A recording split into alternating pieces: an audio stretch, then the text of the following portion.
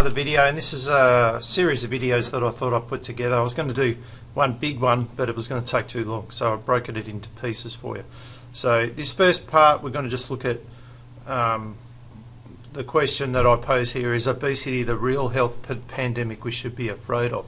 And is it like the hidden pandemic, is probably a better way of saying it. So over the past couple of years, as everyone knows, the COVID restrictions with lockdowns, mask regulation, social distancing, all the other things that we've been told that we needed to keep us safe.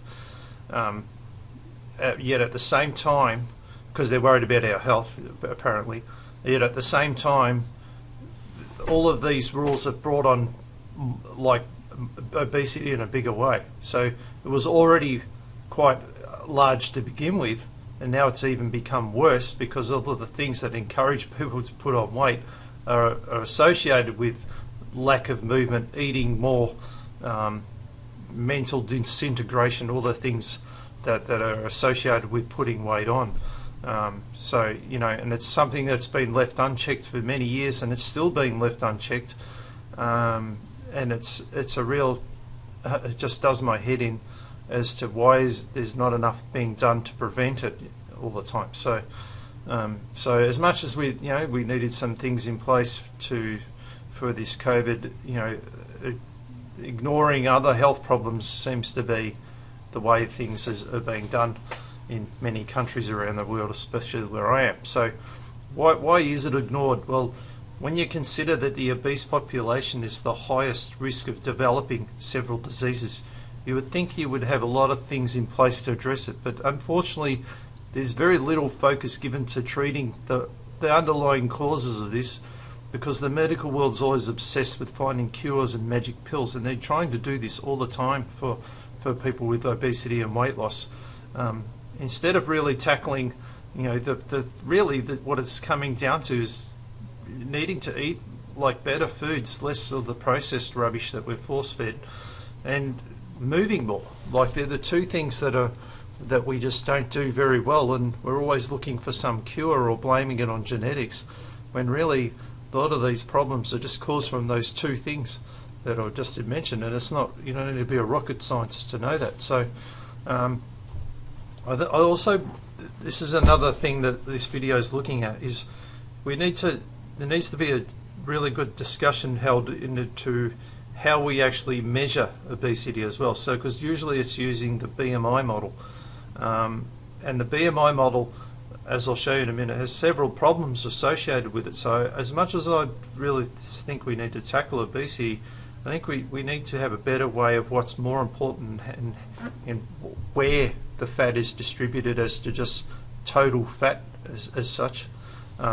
Also, the role of being overweight and fit versus being overweight and unfit. That's going to be one of the other videos. I was going to include it in this, but I think I'll leave that separately, because that has some really interesting stuff that might leave you with a few questions yourself. But in this video, I'm just really going to discuss the risks associated with obesity, how we're measuring and how we should be measuring it. So firstly, here's an interesting statistic. This is for Australian, but as I'll show you in a minute, it's pretty much most of the world, especially the Western world.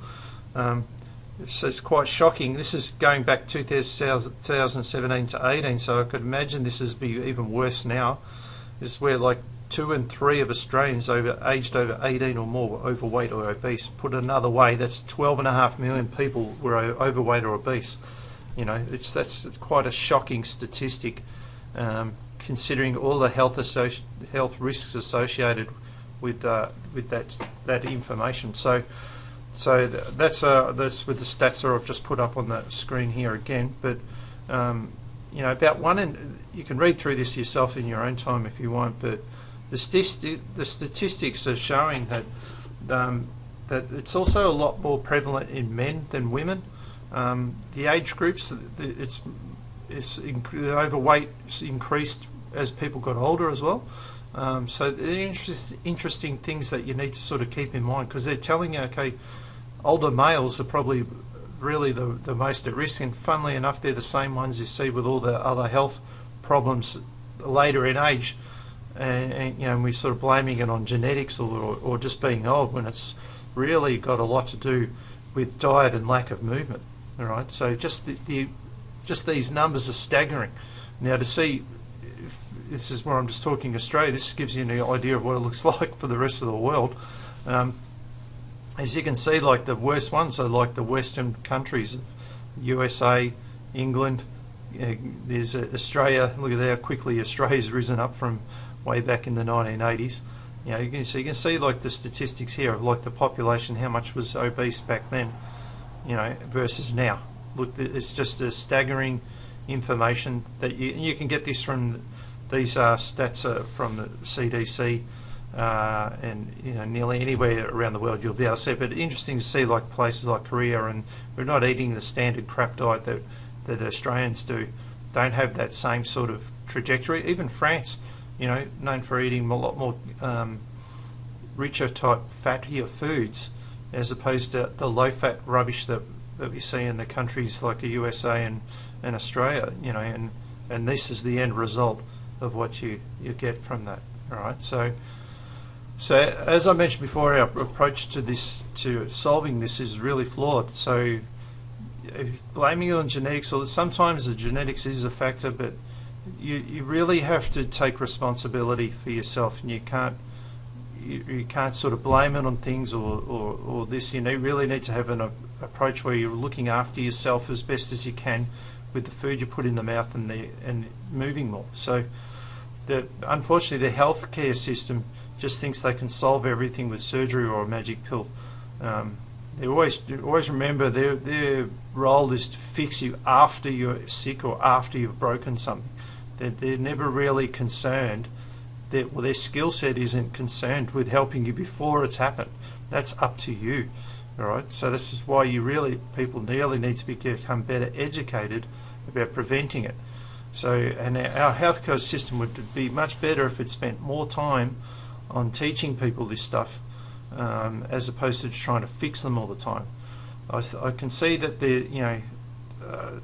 there's some really valuable stuff in the science of things with diagnosing people. So really getting to the, really finding, with all the different technology, it's become better at that, especially with injuries and stuff like that. But where it really fails is the treatments of things, even for chronic pain, where we've got great diagnostic tools to work out what the problem is, but then they want to just use surgery to cut the pain out of you. And in the case of obesity, it's,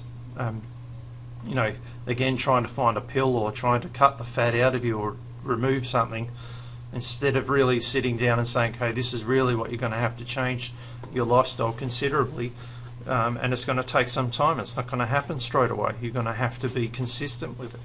And you may need some psychology help to be able to do that, because that's probably arguably harder than the changes themselves. All right, but this is where our approach really has to change, the way we look at things. Interesting book to read about this, because this isn't just my opinion. There's actually people in the health system who believe this the same way, and this is a good book.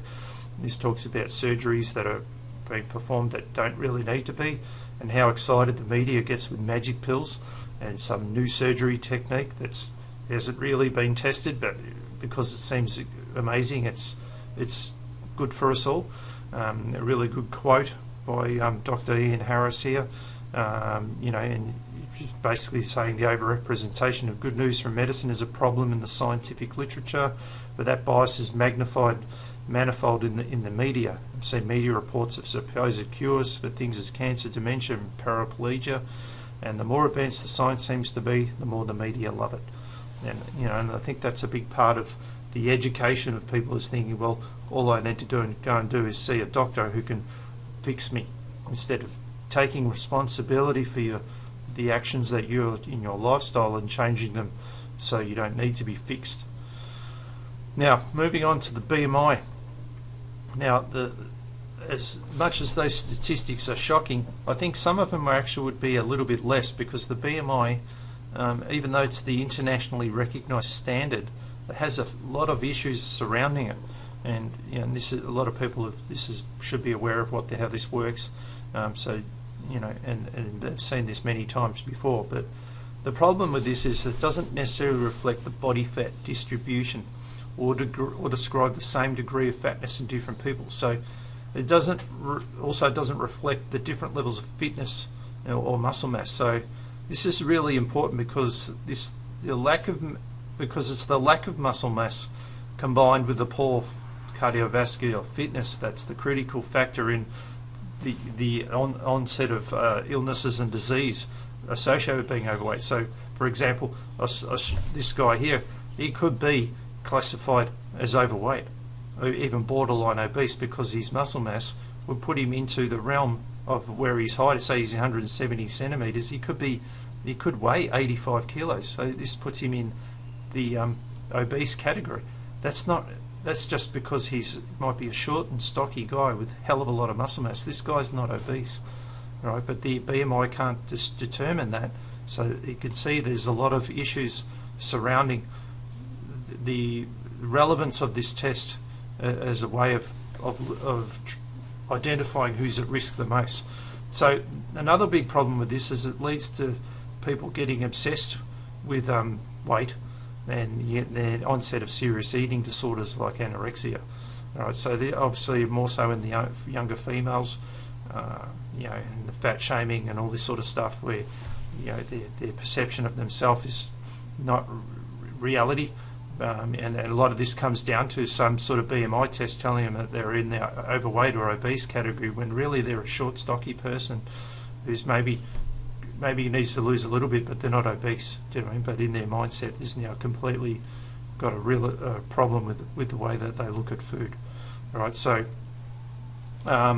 another example is like again, like say you see in sports, like where short, stocky people dominate, like wrestling and weightlifting and powerlifting and all that. So these people really have a huge amount of muscle mass, and again, most of them would fall in the overweight to obese category, but they're far from it. All right. So the better way that I would like to see the measurement of this is using the hip to waist measurements, and this is where it's a much better way of actually measuring where the fat's being distributed, which is more important, which I'll explain in a minute. So the higher waist measurement is, so basically what you're trying to see if there's your waist should be smaller than your hips, really. That's a simple way of looking at it, but you can see here, so increased risk. So this is a really good way of, they've determined anyone that's sort of over this amount, it falls into the sort of risky category, and if they're over this, then there's substantially increased risk. So this is a fairly reliable way of measuring it, but again, it's really sort of determining, because some, especially in females, they might have the weight around their thighs or their butt, but they have quite a thin waist, and you'll see in a second that's actually nowhere near as bad as, say, what we're seeing with this picture here. All right, so body fat's divided into two categories. So this is what I've been saying several times throughout this video. It's more beneficial to define where the fat is being distributed in your body as to just how much totally you have, or what your weight is as such. All right, so you've got essential body fat and you've got storage body fat. So the essential body fat is the fat that's stored within your bones, internal organs, the muscles, and the nervous system. In males, it's approximately 3% of your body weight. In females, it's about 12%. It's larger with the females for reproductive purposes. They store more fat on their breasts, their hips, thighs, and pelvic region. All right, so it makes sense. Now, the storage body fat is the bad one. All right, so this is the bad fat. This is the result of eating too much, inactivity, and this is typically seen as belly fat. So this is the one that leads to the higher cholesterol, the higher blood sugars, the high blood pressure. Everything that's linked with serious disease is linked to this storage body fat. All right, so higher levels of inflammation and massive hormonal imbalance. So you start to see all these problems start to become apparent when this storage body fat increases. All right, so the hip waist measurement is much more important than the BMI. So as the belly fat releases the fatty acids into the bloodstream, it pours straight into the liver. So once these fatty acids circulate in the blood, it's easier for them to end up in your pancreas, the heart, and other organs.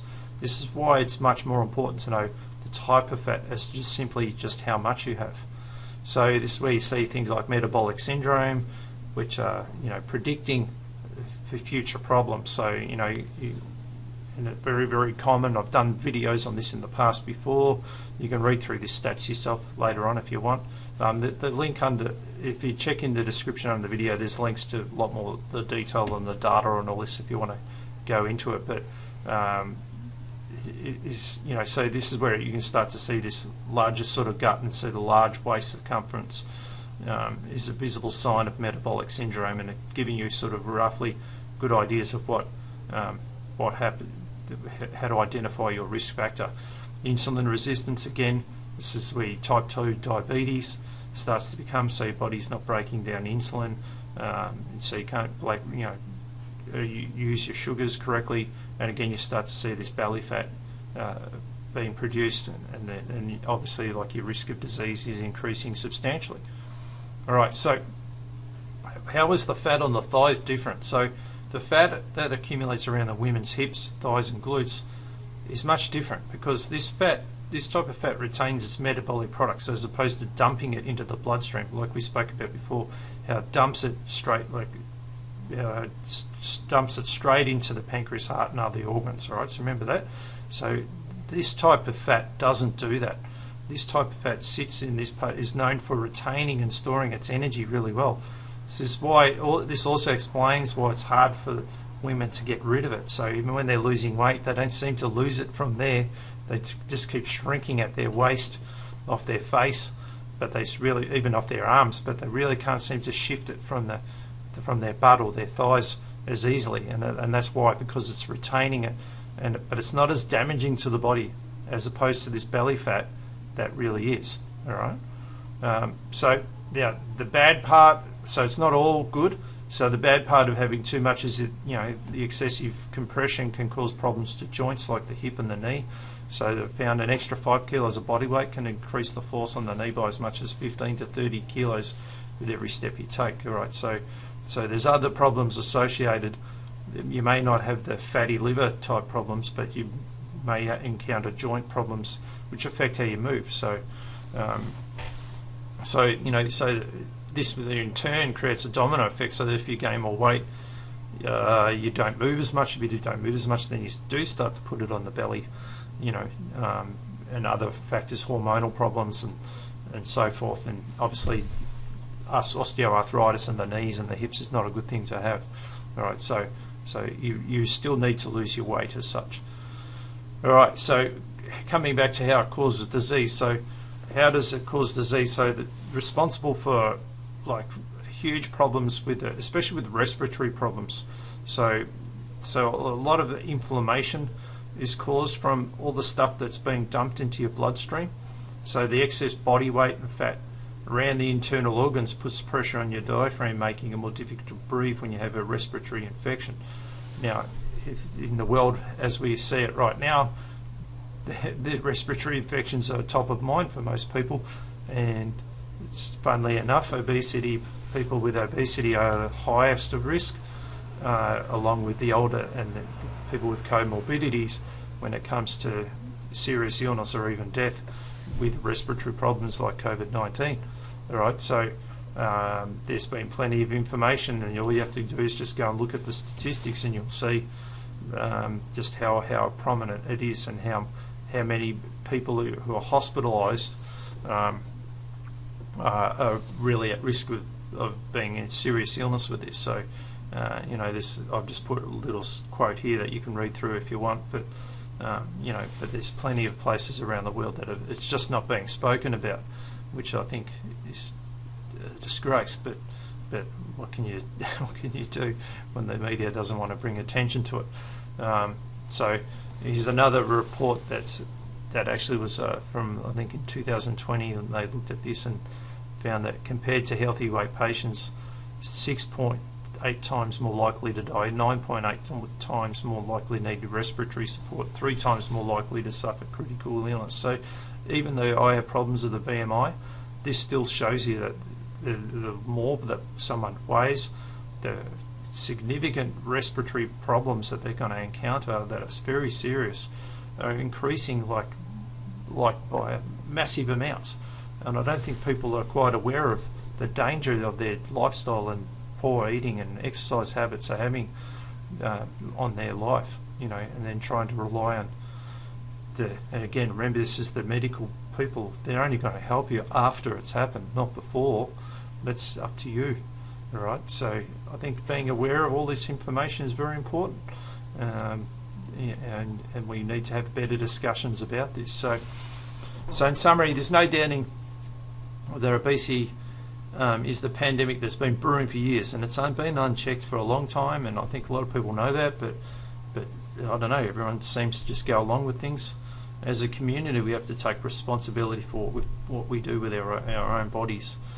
Exercise alone is not enough, and neither is dieting. A combination of the two is really what you're going to need, and obviously looking at reducing stress and having better mindsets around how we live our life. We're going to make better decisions and avoid the crippling diseases that are associated with weight gain. So in the second part of these videos, I'm going to discuss how you might tackle this problem, and also discuss the controversial topic of being fat and fit versus being skinny and unfit, and why it's actually better to have a bit more weight and be fit. Alright, so it's some interesting stuff in the next video that I'll do. Alright, so if you have any questions, comments, go to the website, check out under the description below. There's a great report that goes into how you can overcome all of this and help you out. Alright, so hope you enjoy that video, and see you on the next one.